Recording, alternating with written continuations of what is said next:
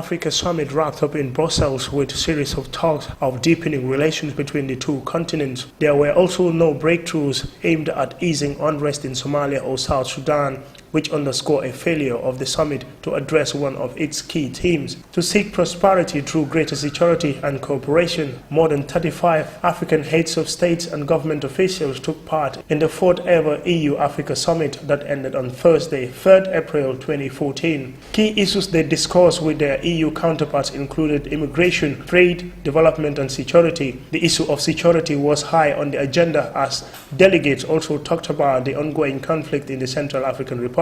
During the meeting, the EU has agreed to support a new Africa Peace Facility with €750 million. Another sensitive issue was immigration. Thousands of people jump into substandard boats to go to Europe for greener pastures. Some of them make it through, while others die in the sea. Looking at some of the major highlights of the African presidents emphasizing key areas. To start with, Armando Guebuza, the president of Mozambique. He urged the EU to continue to support Africa through training and investment. The president of Congo, Denis Sassou Nguesso, believed that Africans have the potential to live in their own country and do better. According to him, the Mediterranean should be a link between the two continents, but not a grave. I'm convinced that Africa has the means to let its young people work in Africa and not necessarily be seen in the depths of the Mediterranean. The Mediterranean should be a link of cooperation between Europe and Africa. The Mediterranean has become a cemetery, and it's the thousands of young people who are being seen in the depths of the Mediterranean. However, African leaders rage over the so-called ICC, some labeling it as biased and targeting only African leaders. One such leader is Senegalese President Macky Sall. To recognize it soon. When there's one African leader being accused after another, there's a problem. It gives the impression of two-tier justice. It's not normal that the ICC is biased against African leaders. I'm not aware of any other cases which involve Europe. You can't say that there aren't any crimes in Europe, Central Europe, even Western Europe or elsewhere.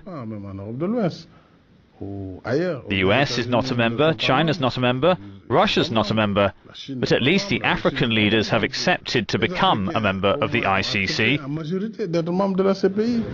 Sudanese telecommunication tycoon Mo Ibrahim, who has created a prize for good governance for African leaders, he was also at the summit and spoke about good governance.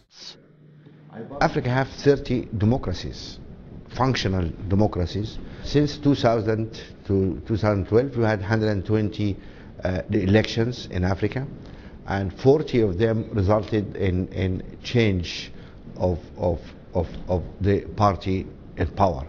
We need to build institutions, not personalities, not a charismatic leader or a general or whoever, institutions, rule of law.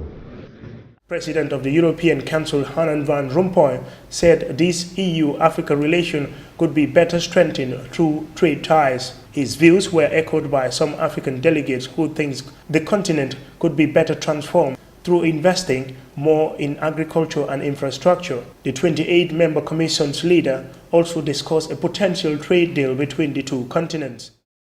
A fundamental shift from aid to trade and investment as agents of growth and poverty reduction is taking place.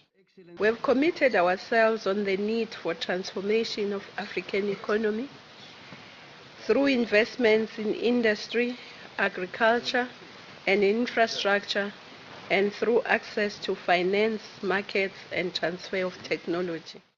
After the United Nations warns that the lives of thousands of Muslims could be in danger at the Central African Republic, an emergency meeting was also held at the EU-Africa Summit.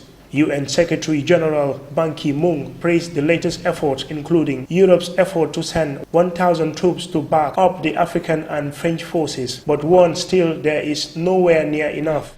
I will urge all countries to strongly consider providing badly needed additional troops and police and also financial support. We must act quickly to stop the killings, protect the civilian population, and prevent a further separation of communities.